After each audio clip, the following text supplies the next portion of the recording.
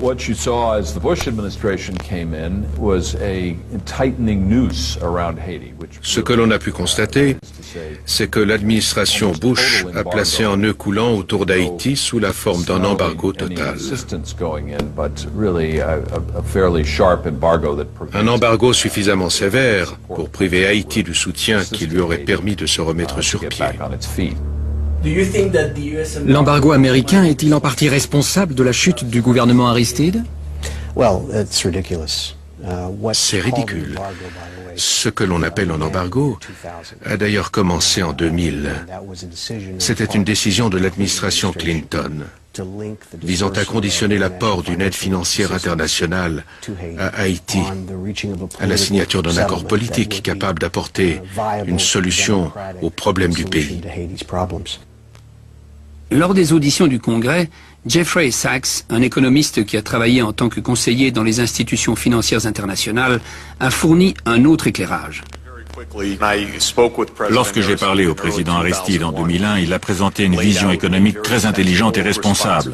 Il souhaitait travailler avec la Banque de développement interaméricaine, le Fonds monétaire international et la Banque mondiale. J'ai donc été particulièrement choqué à mon retour à Washington de découvrir que les États-Unis avaient imposé un gel sur toutes ces institutions. Combien de personnes savent que si vous n'avez pas ce type d'aide, vous n'avez pas d'argent pour les infrastructures, pas d'argent pour assainir l'eau, pas d'argent pour la police, pas d'argent pour les pompiers? Bien qu'on ait reproché à M. Aristide de ne rien faire contre la pauvreté, comprenez-vous à quel point il était étranglé par le manque d'aide, bilatérale ou autre? Combien de personnes comprennent cela? En tant qu'économiste, permettez-moi de vous dire que c'est même pire que cela, car ils lui ont asséché ses réserves de devises étrangères. Alors qu'il continuait à s'acquitter de ses dettes auprès des institutions internationales, le taux de change a dégringolé, l'inflation a augmenté et l'économie s'est effondrée. Et tout cela est le résultat délibéré de la limitation de l'aide. James Dobbins, ancien collaborateur des administrations Clinton et Bush et aujourd'hui consultant pour la firme Rand, est du même avis que Jeffrey Sachs.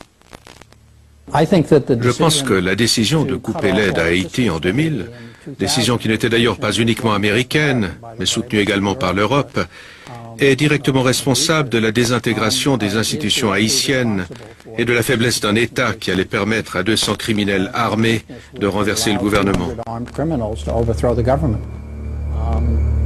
Mais ce n'est pas entièrement la faute de l'administration Bush. La décision avait été prise à l'origine par l'administration Clinton et elle a été poursuivie par l'administration actuelle. Le problème est que si vous ne fournissez pas les fonds, vous devez fournir des soldats. Il n'existe pas d'alternative en Haïti. Le pays est trop faible pour que vous l'isoliez et lui coupiez l'aide à moins d'être préparé à suivre avec une intervention militaire. Dans ce contexte de crise chronique, le président Aristide est de plus en plus contesté. Les exactions des bandes armées de jeunes désœuvrés appelés chimères lui sont attribuées. D'autres évoquent la paranoïa d'un président qui se couperait peu à peu du petit peuple qu'il avait élu.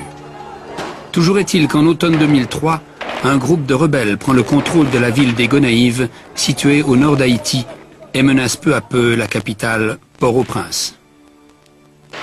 Les bandits qui étaient revenus d'exil et avaient pris les Gonaïves, puis Cap-Haïtien, étaient messieurs Guy Philippe, Louis Jodel Chamblin et Jean Tatoune.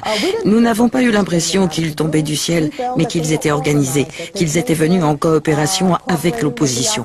Nous avons eu l'impression que les États-Unis, le Canada et la France étaient au courant et qu'ils avaient utilisé ces tueurs pour préparer le coup d'État. Louis Jodel Chamblin a été inculpé de meurtre à 2 reprises. Guy Philippe, le chef des rebelles, avait des liens avec le Pentagone. Il a été impliqué dans de nombreuses infractions aux droits de l'homme. Quant au conseiller d'Aristide, il accuse les États-Unis d'avoir créé la confusion. Nous avons par exemple la preuve que ces rebelles étaient armés de M16 que les Américains avaient donnés aux militaires dominicains un an auparavant lors d'une opération spéciale.